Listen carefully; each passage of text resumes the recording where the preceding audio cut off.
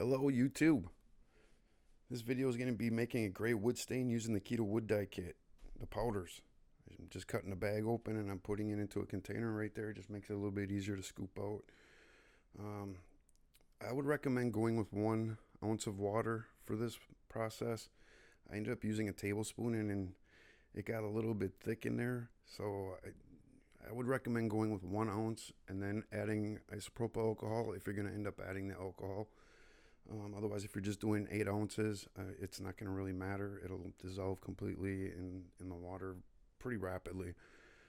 The reason I'm going with the alcohol, one, is because it dries very fast. Well, I shouldn't say very fast, but much faster than if it was just straight water. And for purposes of the video and trying to get this knocked out, that's helpful for me. Second is I think it's just slightly a little bit more transparent with the two of them in combination.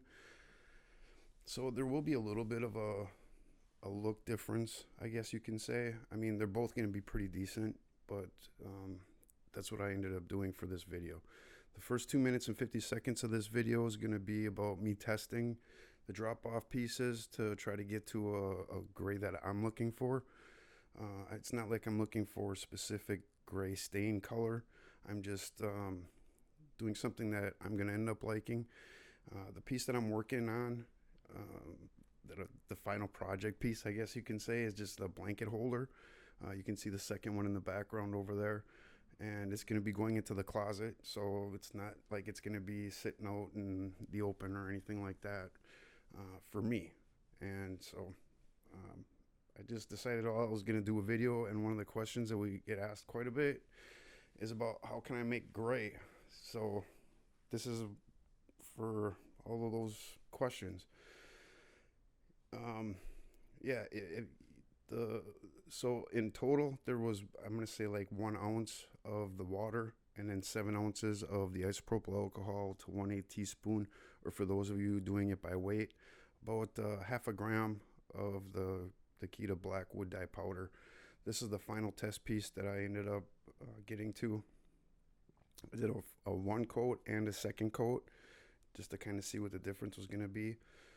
I was looking for a little bit darker of a gray color, and with the maple that I'm working with, it has some curl features to it. I won't say it's a true curly maple, but I mean, I got 300 board feet of this about a year ago, maybe a year and a half ago. So they know that I like having some grains to the wood, and so they kind of hooked me up with that. That's why I have a bunch of this type of maple laying around. But I'm putting down the first coat, and I do 2 coats on this one. Later on in the video, there's going to be a pine, a double A plain sliced maple veneer, and a rotary cut on the backside, which is like a B grade rotary cut. Which rotary cut veneer, it's got some pretty interesting grains to it as well. But I did only do 1 coat on those pieces. So hopefully it shows how different woods can end up taking a stain different. So don't put this down in stone that this is going to be exactly how it works out for you. That's why, testing it on a test piece is going to be a great advantage. You'll just be able to see it firsthand for yourself, because it's also difficult to show the color and the results on camera with the lights and the reflections and the glare and everything else. It's really difficult to end up capturing what it looks like in person on camera. Anyways, you don't have to wipe the board down. I just didn't want it going too dark, after you apply the stain, like I did with that yellow towel. I just didn't want it going too dark, so I ended up just giving it a little wipe down. It's a small project, so it didn't take a whole lot for me to just wipe that down. I'm not sure exactly why I'm showing the color to you, because once it's hit with the sealer, it's going to be different. Other than maybe like if you're doing a project like that, you kind of have at least a reference of what it would look like after it's dried out. The sealer here I'm using is the Def Lacquer. It worked out pretty good. I can't say anything bad about it.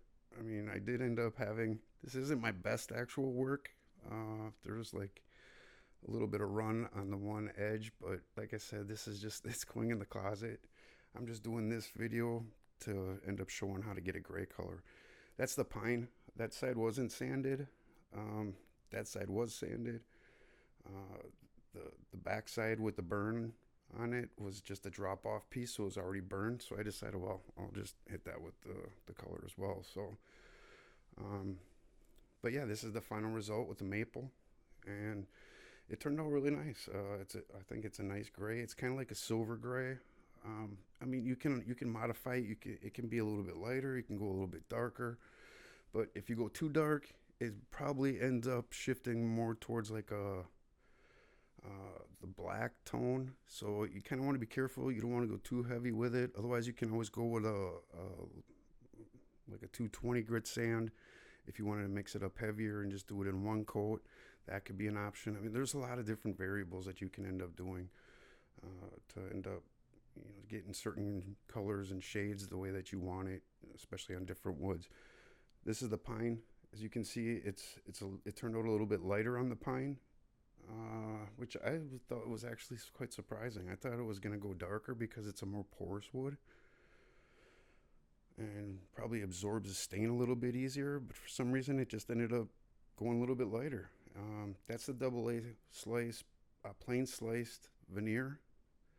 As you can see, both of those are one coat, and that is the rotary cut side. And yeah, that's got some interesting characteristics to it as well. I don't know. I just like the characteristics in wood like that. It just, I don't know. Maybe it's just me, but again, that was just one coat. So and all the boards were sanded with 150 grit sandpaper. So when I end up saying like wood specific sandpaper, what I'm meaning is like for wood finishing, you don't want to go above 220. Above 220, it starts to polish the wood. That's really all I mean by that. So here you can kind of see the characteristics showing off, and there's going to be a section here coming up where I try not to show any of the, well, I won't say any of it, but I'm trying to show more of just the color without the curls. But it's really tough to do. It's hard to show any of this on camera. But in person, I'm gonna say like it's a little bit darker of a color in that center that was just shown, but it's just really more like a silver gray. Like right there, I think it's just grabbing too much light and throwing it back. It's a little bit darker to me in person than what that camera's showing right there. That's probably a pretty good representation of what it looks like to me in person. But yeah, I think that turned out pretty nice, and it's just gonna be sitting in my closet. So um, that's the pine, and again, that was just one coat on both of those sides, on that side edge, on that front face.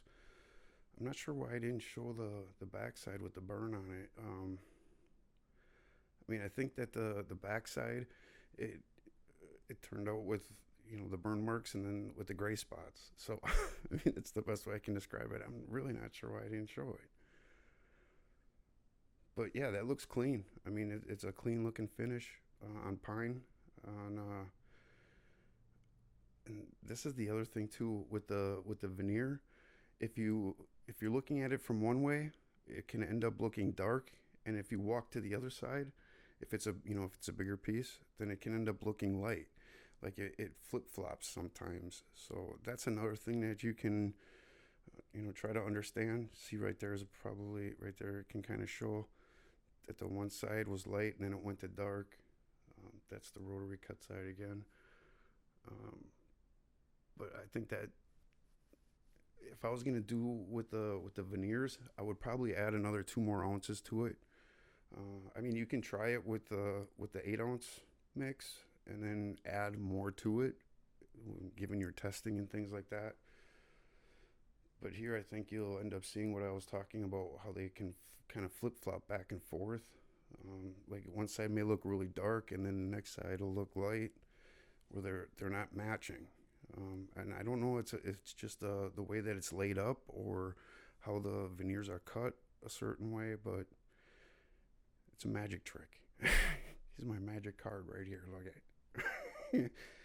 Anyways, I hope you enjoyed the video, and I hope it ends up helping somebody out get to a nice gray stain color. And yeah, it's a nice color. Thanks for watching. Holy smokes, did I do that in 3 takes? What?